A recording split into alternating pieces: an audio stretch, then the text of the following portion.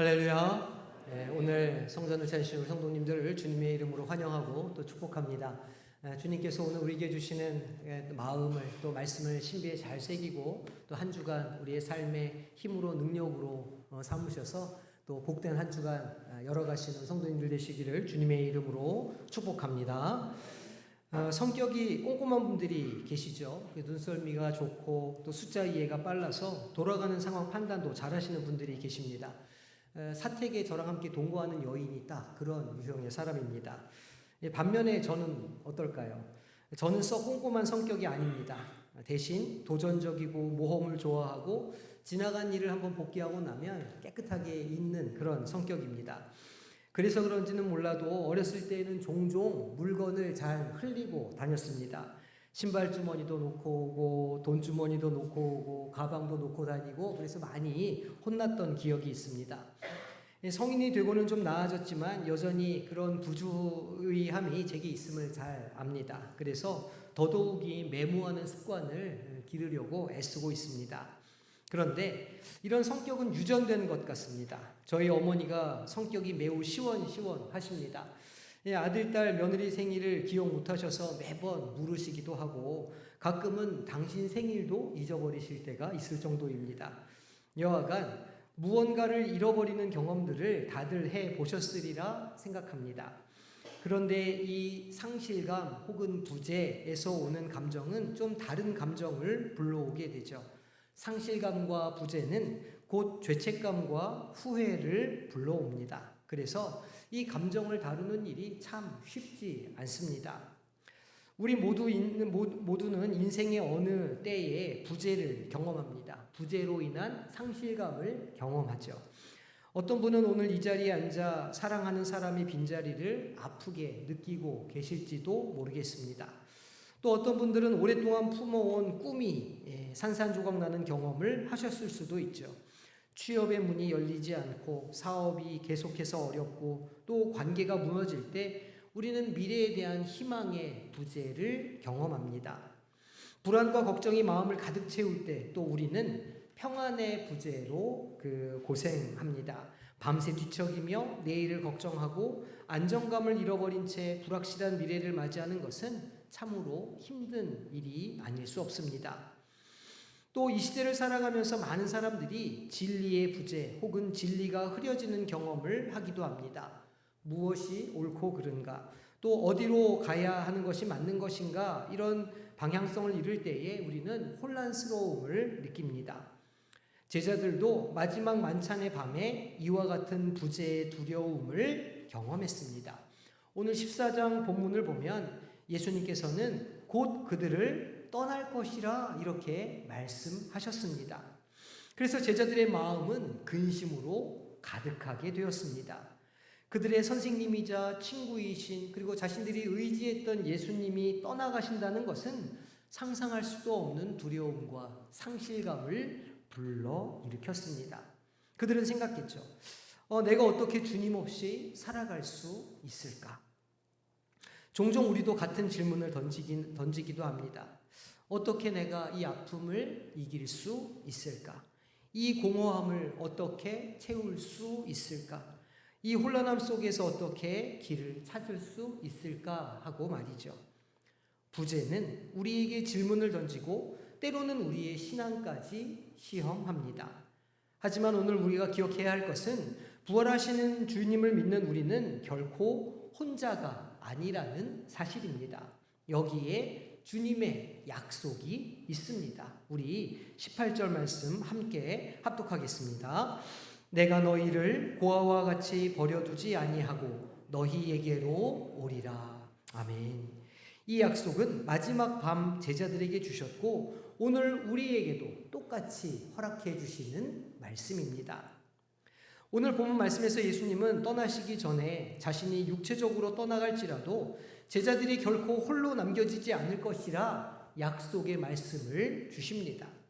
오늘 이 말씀을 통해서 부재와 상실의 시간을 경험하는 사람들에게 어떤 약속을 주시고 어떤 힘과 용기를 주시는지에 대해서 살펴보기를 원합니다. 첫째로 우리는 결코 버려지지 않는다 주님께서 약속하십니다. 16절 말씀입니다. 함께 읽어보겠습니다. 내가 아버지께 구하겠으니 그가 또 다른 보혜사를 너희에게 주사 영원토록 너희와 함께 있게 하리니. 아멘. 예수님께서는 자신이 떠나신 후에 성령을 보내주실 것이라 약속해 주셨습니다. 그리고 더 놀라운 약속이 23절에 기록됩니다. 우리 23절 말씀 합독하게 있습니다. 예수께서 대답하여 이르시되 사람이 나를 사랑하면 내 말을 지키리니 내 아버지께서 그를 사랑하실 것이요 우리가 그에게 가서 거처를 그와 함께 하리라. 아멘. 여기서 주목할 말씀은 거처를 함께 한다라는 표현입니다. 이 원어를 보면 이 단어는 거주하다, 집을 짓다라고 하는 의미를 가지고 있습니다. 예수님께서는 놀랍게도 성부, 성자, 성령 하나님께서 우리 안에 집을 짓고 살겠노라, 함께 거주하시겠노라 약속하십니다. 이것은 임시거처를 말하는 것이 아니라 영원한 거처를 말씀합니다. 우리가 사랑하는 사람의 부재로 인한 빈 자리를 마주할 때에, 또 소중한 꿈이 무너지고 우리 손에 빈 것을 바라볼 때에 하나님은 그 빈 자리를 외면치 않으신다 약속하십니다. 도리어 그 자리에 하나님의 임재를 채우신다고 하시죠. 내가 너희를 고아와 같이 버려두지 아니하고 너희에게로 오리라 말씀하십니다. 이것이 우리에게 있는 첫 번째 위로의 말씀입니다. 신학자들은 성령을 임마누엘의 영이라 이렇게 일컫습니다. 왜냐하면 성령은 바로 우리와 함께 하시는 하나님이시기 때문입니다. 부활 후 승천하신 예수님은 성령을 통해서 오늘도 바로 이 순간에도 우리와 함께 하시는 줄로 믿으시기를 바랍니다. 성령은 단순히 예수님의 대리자가 아닙니다. 예수님께서는 성령을 통해 직접 우리와 함께 하시고 우리에게 말씀하시고 우리를 위로해 주십니다. 예수님께서 말씀하신 대로 성령은 진리의 영이 되십니다. 너희는 그를 아나니 그는 너희와 함께 거하시며 또 너희 속에 계시겠음이라 말씀하십니다. 이것이 의미하는 바가 무엇일까요? 우리가 가장 고독하고 고립되어 있을 때에조차 우리는 혼자가 아니라는 것입니다. 텅 빈 집에 홀로 앉아 있을 때, 병상에 누워 있을 때, 때로는 장례식에서 눈물을 흘릴 때에도 하나님이 우리와 함께 하십니다. 시편 기자는 그래서 이렇게 고백합니다. 내가 주의 영을 떠나 어디로 가며 주의 앞에서 어디로 피하리이까? 내가 하늘에 올라갈지라도 거기 계시며 스올에 내 자리를 펼지라도 거기 계시나이다. 내가 새벽 날개를 치며 바다 끝에 가서 거주할지라도 거기서도 주의 손이 나를 인도하시며 주의 오른손이 나를 붙드시리이다. 아멘. 우리 안에 함께 하시는 하나님, 이 성령님을 알고 느끼고 동행하시는 성도님들이 되시기를 주님의 이름으로 축복합니다. 두 번째 약속이 있습니다. 두 번째 약속은 주님께서 우리의 염려와 근심으로 인해 혼란한 마음을 잠잠케 하신다는 약속입니다. 예수님께서는 근심에 빠진 제자들에게 아주 귀한 선물을 약속해 주셨습니다. 우리 27절 말씀 한 목소리로 합독해 보겠습니다. 평안을 너희에게 끼치노니 곧 나의 평안을 너희에게 주노라. 내가 너희에게 주는 것은 세상이 주는 것과 같지 아니하니라. 너희는 마음에 근심하지도 말고 두려워하지도 말라. 아멘.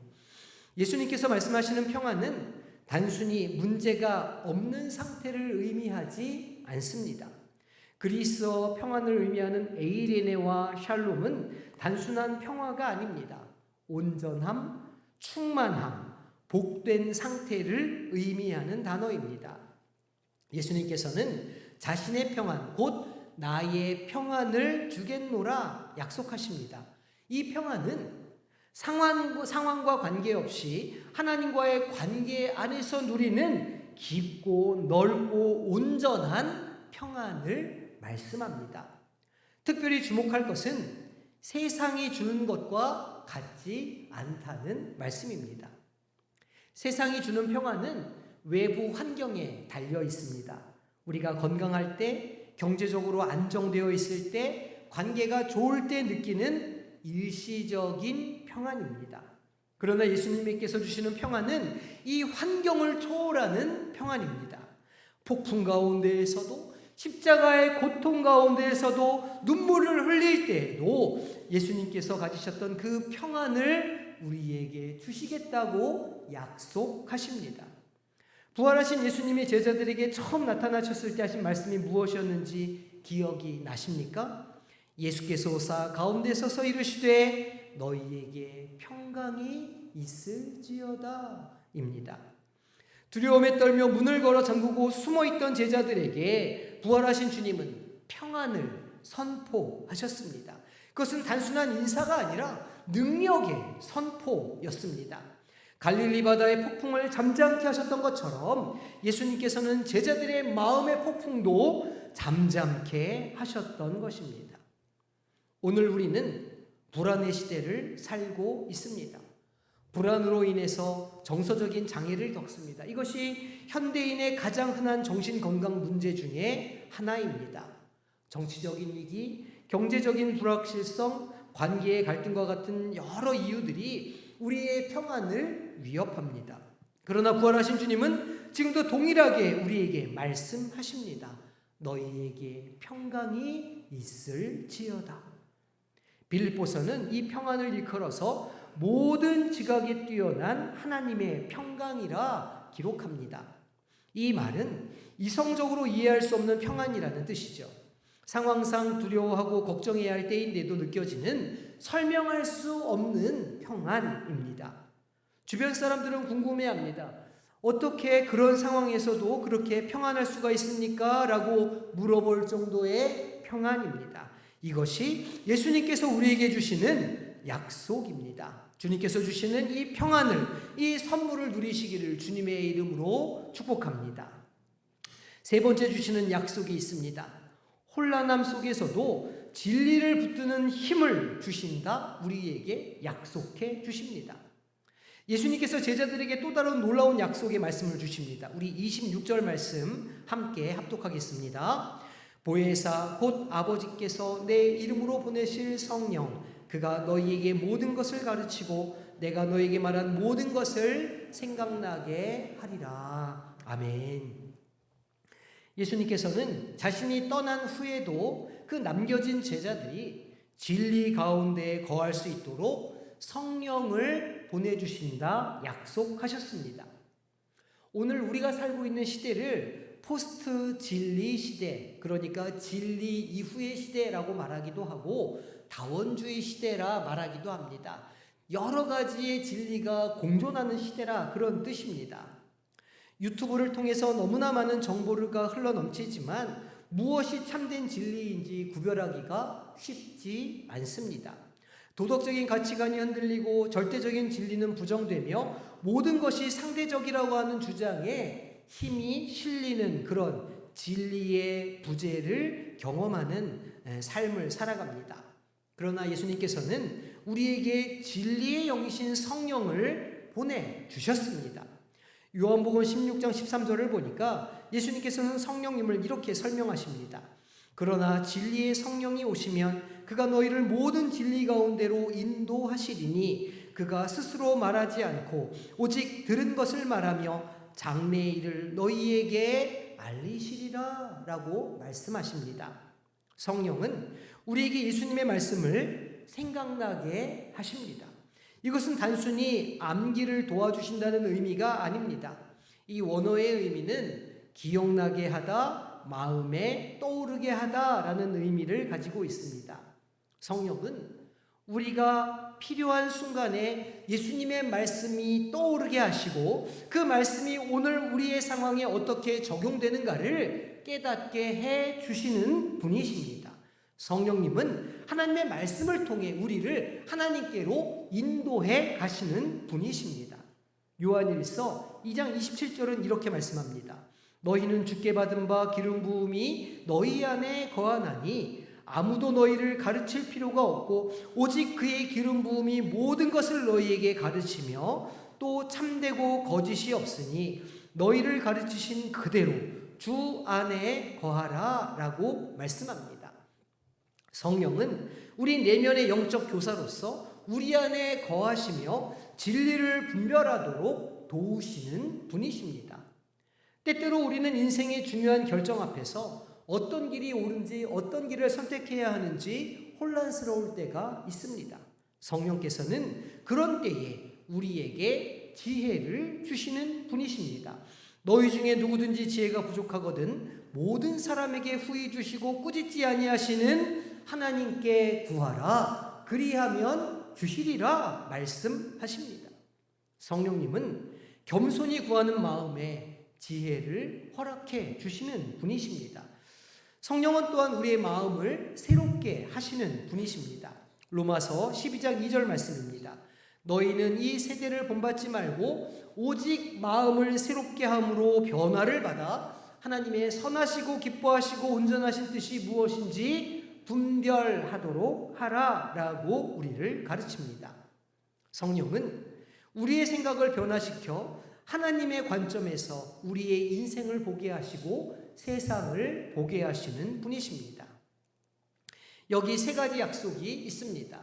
하나님이 내주하심, 예수님께서 우리 가운데 평안을 주심, 성령의 인도하심의 약속입니다. 이 약속은 부재를 경험하는, 그래서 상실감을 경험하는 우리에게 주시는 하나님의 선물입니다. 이 약속들은 2000년 전 제자들에게만 해당되는 것이 아니라 오늘 우리에게도 주어진 것입니다. 부활하신 예수님께서 보내신 성령님은 오늘도 우리 안에 거하시며 우리가 부재의 고통을 겪을 때에 함께 하시며 우리를 위로하시고 새로운 힘과 용기를 부어 주십니다. 제자들이 오순절날 성령의 임재를 경험하며 그들의 삶을 바꾸어 나가고 용기를 가지게 되었던 것처럼 오늘 우리도 성령의 임재 가운데 행하게 될 줄로 믿으시기를 소망합니다. 그 임재는 우리의 감정이나 우리의 느낌에 달려있는 것이 아닙니다. 우리가 그것을 느끼든 느끼지 못하든지 간에 하나님은 신실하게 약속을 지키시는 분이십니다. 그래서 우리는 이 약속을 믿음으로 받아야 합니다. 히브리서 11장 1절은 말씀합니다. 믿음은 바라는 것들의 실상이요 보이지 않는 것들의 증거라고 말입니다. 부활신앙은 보이지 않는 것을 보는 신앙입니다. 육신의 눈으로는 텅 비어있는 것 같지만 믿음의 눈으로는 그 자리에 임재하신 하나님을 바라보는 것이 믿음입니다. 세상은 여전히 혼란스럽지만 우리는 평안을 주시는 주님만을 바라보고 위로를 얻을 수 있습니다. 진리가 흔들리는 것처럼 보여도 성령의 인도하심을 따라 진리 위에 굳게 설 수 있습니다. 이것이 부활하신 주님이 우리에게 주시는 약속입니다. 우리가 경험하는 부재의 시간에도 하나님은 결코 우리를 홀로 내버려 두지 않으십니다. 도리어 그 부재의 자리에 하나님의 임재를 채워 주십니다. 마치 무덤이 비어 있었던 것이 절망의 증거가 아니라 부활의 증거였던 것처럼 우리 삶의 빈자리는 하나님의 임재로 인해 새로운 역사가 일어나는 장소임을 오늘 믿으시기를 소망합니다. 우리 성도님들의 삶에는 어떤 부재가 있습니까? 사랑하는 사람을 잃으셨습니까? 오랫동안 품어온 꿈이 무너졌습니까? 평안이 사라진 마음으로 불안해 하십니까? 진리가 흐려진 혼란 속에 계십니까? 부활신앙은 이런 모든 부재를 새롭게 바라보게 합니다. 우리의 꿈이 깨어질 때 그것은 하나님의 부재를 의미하지 않습니다. 제자들은 십자가에서 모든 희망이 사라진 듯 하였지만 그들이 꿈꾸던 메시아의 왕국은 주님의 부활을 통하여 도래했습니다. 좌절을 승리로 바꾸셨습니다. 하나님은 실패처럼 보이는 상황에서도 새로운 일을 준비하고 계셨습니다. 우리가 예수께서 죽으셨다가 다시 살아나심을 믿을진데 이와 같이 예수 안에서 사는 자들도 하나님이 그와 함께 데리고 오시리라 성경은 말씀합니다. 베드로도 말합니다. 예수 그리스도의 부활하심으로 말미암아 우리를 거듭나게 하사 산 소망이 있게 하신다라고 말이죠. 산 소망은 활기차고 자라나는 소망입니다. 예수님이 살아계시기에 우리의 소망도 살아 있습니다. 하나님은 지금도 더 위대한 이야기를 쓰고 계십니다. 그러니 오늘 여러분들이 취해야 할 도전은 절망에 넘어지고 쓰러지는 것이 아니라 하나님을 향해 더 희망의 그 깃발을 높이 드는 것입니다. 그리고 이렇게 고백하는 것이죠. 하나님, 이 일이 왜 일어났는지 제가 이해하지는 못하지만 하나님께서 선하게 이루실 줄로 믿습니다. 이것이 부활 신앙의 모습입니다. 폭풍이 지나간 들판에 새 씨앗을 심는 용기입니다. 성령님은 우리 마음에 소망을 불어넣어 주십니다. 오늘 주시는 이 말씀을 신비 가운데 새기시기를 바랍니다. 그리고 부재를 경험하고 상실감을 경험할 때에 이 약속하신 말씀을 붙잡고 성령을 구하고 그 임재 가운데 행하시기를 소망합니다. 이미 우리 안에 내재하신 성령님께서 그 빈 곳을 가득 채워 주실 줄로 믿습니다. 소망을 주십니다. 용기를 주십니다. 새 일을 행하십니다.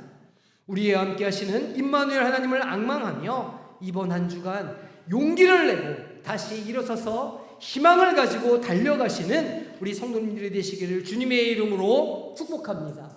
우리 로마서 15장 13절을 말씀을 읽고 함께 마치도록 하겠습니다. 소망의 하나님이 모든 기쁨과 평강을 믿음 안에서 너희에게 충만하게 하사 성령의 능력으로 소망이 넘치게 하시기를 원하노라. 아멘. 하나님 감사합니다. 오늘 주님께서 우리에게 복된 말씀을 허락하여 주셨사오니 이 말씀을 신비에 새기기를 소망합니다. 우리가 이 말씀을 먹고 마심으로 또 성찬을 대함으로 우리의 삶에 주님의 소망이 살아나게 하여 주시고 주님의 부활의 역사와 능력이 우리 인생 가운데 드러나게 하여 주시옵소서. 예수님의 이름으로 기도하옵나이다. 아멘.